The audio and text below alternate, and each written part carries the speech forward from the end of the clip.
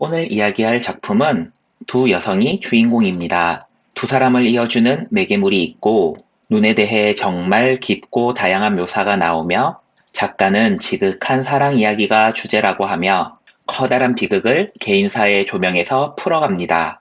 네, 오늘은 겨울왕.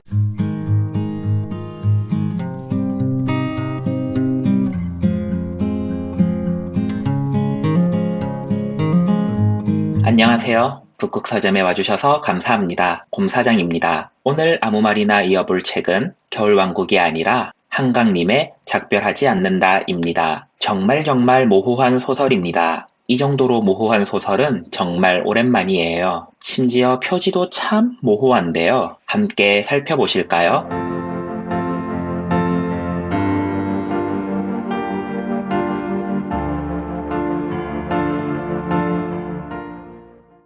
처음엔 바다와 빙하인 줄 알았습니다. 커다란 눈구름 같기도 했고요. 책을 다 읽어도 표지의 의미를 모르겠더군요. 이게 도대체 뭘까 찾아봤습니다. 작가의 인터뷰를 들어보니 바다를 천으로 가린 것이라고 합니다. 두 사람이 각 끝을 잡고 들고 있는 사진이라고요. 표지조차 알기 어렵습니다. 천과 하늘과의 경계가 모호하고 말을 듣기 전엔 천인지도 몰랐어요. 표지만큼 내용도 참 모호합니다. 문장엔 꿈과 현실이 현재와 과거가 섞여 있습니다. 작가 특유의 서술과 대화가 따옴표 없이 구분되는 것도 똑같습니다. 소설 처음에 묘사되는 주인공마저도 인물의 이름이 나오기 전까진 소설인지 작가의 자전적 이야기인지 헷갈립니다. 제목조차도 모호합니다. 작별하지 않는다라는 말의 모호함은 작품 속에서도 이야기합니다. 작별 인사만 하지 않는 건지, 정말 작별을 하지 않는 건지, 작별을 마무리하지 않고 기약 없이 미루는 건지 쉽게 정의할 수 없는 문장입니다. 작품에서 중요한 요소인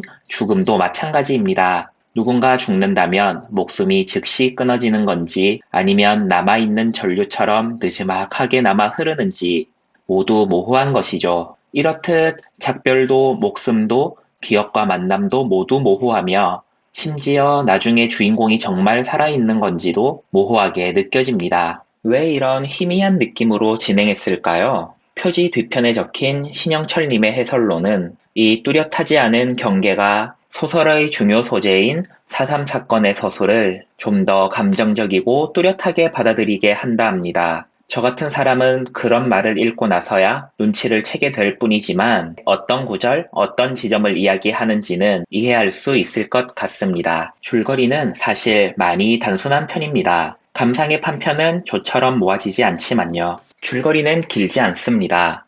주인공 경하가 있습니다. 그녀는 작가로 광주 민주화 운동의 이야기를 쓴 후 그 무게에 씨름하고 있었습니다. 어느 날 이제 거의 하나 남은 친구에게 연락이 옵니다. 친구 인선입니다. 제주도에서 목공업을 하던 그녀는 실수로 손가락 두 개가 한마디씩 절단이 됩니다. 급하게 육지의 병원으로 넘어와 경하에게 보호자로 와주길 부탁합니다. 하지만 인선이 경하에게 따로 부탁한 건 간호나 수납 같은 병원의 일이 아닙니다. 제주도에 있는 자기 집에 가주길 부탁하지요. 앵무새를 키우고 있다고. 새는 몸집이 작고 몸이 가벼워 며칠만 먹이와 물이 모자라도 쉬이 죽으니 지금 바로 집으로 가 새를 돌봐주길 부탁합니다. 경아는 하는 수 없이 제주도로 향합니다. 다만 인선의 집은 제주에서도 무척 외딴 곳인데요. 눈이 거세게 불고 빛도 잘 없는 밤, 길도 잘 나지 않은 초행길, 인선은 말 그대로 죽을 뻔합니다. 정말 가까스로 인선의 집에 도착하지만 인선이 키우던 새는 죽은 상태였습니다. 새를 묻어주고 몸을 녹이고 한숨 잠에 듭니다. 다음날 인선이 집에 들어옵니다. 인선이 환상임을 알아차릴 순 있었지만 너무나 자연스레 함께 허기를 채우고 공방을 돌아보고 어머니의 기록을 꺼내봅니다. 바로 제주 4.3에 대한 기록입니다. 그렇게 제주 4.3의 피해자로 희생자의 가족으로 진상규명을 위한 투쟁을 이어간 토사로 하지만 이내 치매로 쓰러진 엄마로 살았던 정심의 이야기가 시작됩니다. 이렇게가 큰 줄거리의 요약입니다. 소년이 온다와 비교를 해본다면 거대한 시대적 담론을 개인의 삶에 녹여 이야기한다는 공통점을 가지고 있습니다. 그래서 자취를 따라가기 쉽고 더 크게 슬픔을 느끼게 됩니다. 다만 소년이 온다는 인물을 따라가는 서술이어서 읽기와 이해가 쉬웠던 반면 작별하지 않는다는 훨씬 더 이미지 중심의 서술이 두드러집니다.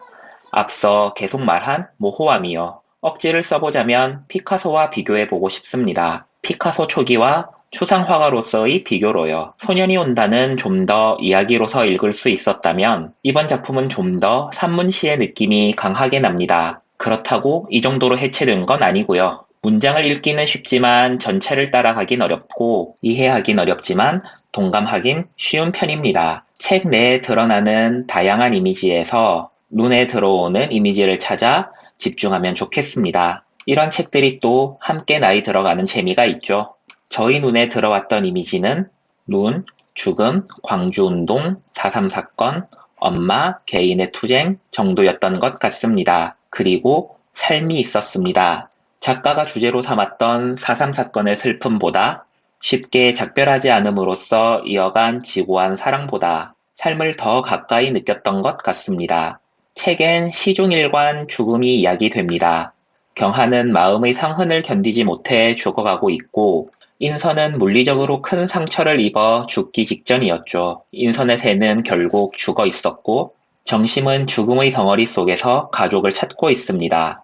하지만 책 속의 묘사된 죽음의 이야기가 마냥 차갑지만은 않은 건 정심이 보여주었던 그 믿을 수 없는 인내와 가늠하기 어려운 고독을 견뎌내는 인선의 삶과 결국 고통을 정면으로 바라보는 경하 그리고 죽음과 삶을 모호하게 묘사한 덕분인 듯해요. 눈이 내리는 날은 더 따뜻하게 느낀다는데요. 죽음의 이야기 속에서 되려 삶을 더 느낀 것 같습니다. 작별하지 않는다에 대한 이야기는 여기까지입니다. 별점을 주자면 3개.